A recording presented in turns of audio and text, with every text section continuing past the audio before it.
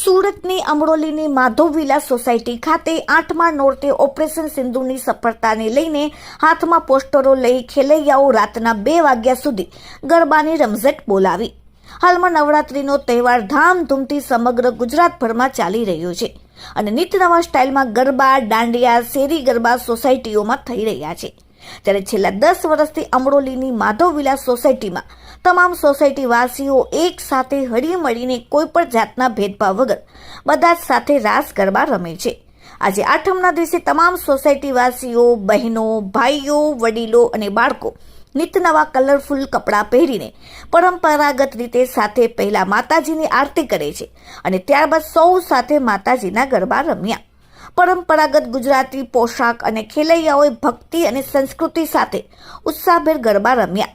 તો સાથે ભારત દેશની ઓપરેશન સિંદૂરની ભવ્ય સફળતાને લઈને તમામ સોસાયટી વાસીઓએ, ખાસ કરીને બહેનોએ નારી શક્તિની વિજય થતા હાથમાં પેમ્પલેટ લઈને ઓપરેશન સિંદૂરની સફળતાને લઈને વિજય રૂપે ગરબે ઘૂમ્યા। અહીં આશરે 700 લોકો રહેતા અમરોલીની આ સોસાયટીમાં 10 દિવસ સુધી આવી જ રીતે પરંપરાગત રીતે નવરાત્રીમાં માતાજીની આરતી કરીને એક જૂથ બધા ગરબા રમે છે અને સાથે સાંસ્કૃતિક પ્રોગ્રામો કરે છે।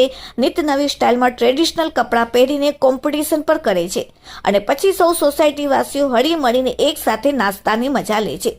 આજે આઠમના દિવસે માધવ વિલા સોસાયટી વાસીઓની તમામ નાની બાળકીઓને ગિફ્ટ વિતરણ પણ કરવામાં આવ્યું અને તેમને પ્રોત્સાહિત કરવામાં આવ્યા। તો વરસતા વરસાદમાં પણ આઠમના દિવસે રાતના 2 વાગ્યા સુધી નોન સ્ટોપ ખેલૈયાઓ ગરબે ઘૂમ્યા અને પોતાનો ભક્તિભાવ વ્યક્ત કર્યો।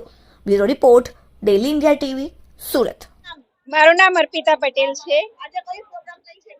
હું માધવ વિલા અમરોલીમાં અમે રહીએ છીએ અને 7 દિવસથી અમે નવરાત્રીનો પ્રોગ્રામ કરીએ છીએ। આજે 8મો દિવસ છે। અમે ખૂબ એન્જોય કરીએ છીએ, ઘણી મજા આવે છે। આ સોસાયટીમાં ઘણા અલગ અલગ પ્રોગ્રામો થાય છે, સાંસ્કૃતિક પ્રોગ્રામો થાય છે।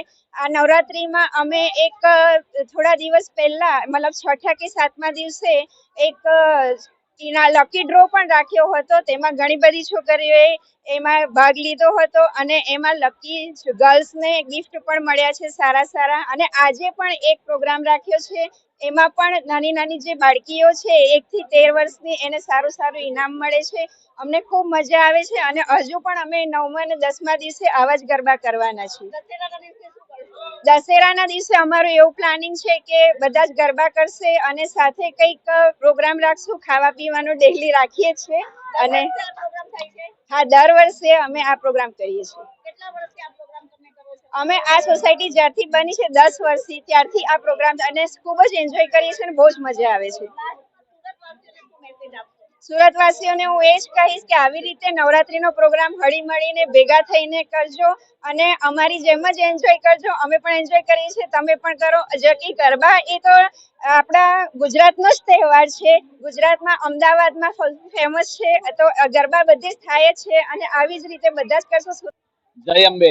મારું નામ વિકાસ શાહ, માધવ વિલા સોસાયટી અમરોલ ખાતેથી બોલું છું। દર વર્ષની જેમ લગાતાર 10 વર્ષથી માધવ વિલા સોસાયટીમાં હળી મળીને દરેક પરિવાર માધવ વિલાનો એક અનેરો ઉત્સવ, દરેક ઉત્સવની સાથે આ નવરાત્રીનો ઉત્સવ પણ હળી મળીને ઉજવે છે। એમાં દરેક માધવ વિલાનો પરિવારનું આયોજન રહે છે અને 10 દિવસ અમે અનેક સાંસ્કૃતિક પ્રોગ્રામો રાખીએ છીએ અને કોઈ પણ જાત વાત વિના બધી હળી મળીને રાસ ગરબા છે, સાંસ્કૃતિક પ્રોગ્રામ છે, બધોનો હળી મળીને પ્રોગ્રામ થાય છે। કરીબન 700 થી 800 જણા મેડમ માધવ વિલા પરિવારના છે।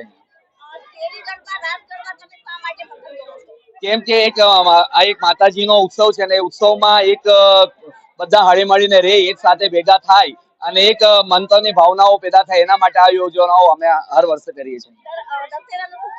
દશેરામાં એક રાવણ દહનનો પ્રોગ્રામ છે અને ભૂલકાઓ માટેનું એક આયોજન કરેલું છે। એની સાથે નાસ્તોનો પ્રોગ્રામ 10 વર્ષની જેમ એ વર્ષે પણ રાખેલું છે।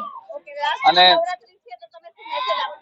નવરાત્રીમાં એક જ મેસેજ આવે કે જેમ માં શક્તિ છે એવી રીતે દરેક મહિલાઓની અને પુરુષોમાં એ શક્તિ રહી અને હળી મળીને રહી, કોઈ પણ પરિસ્થિતિમાં એ જીવી શકે એવી શક્તિ ભાવનાઓ રહે।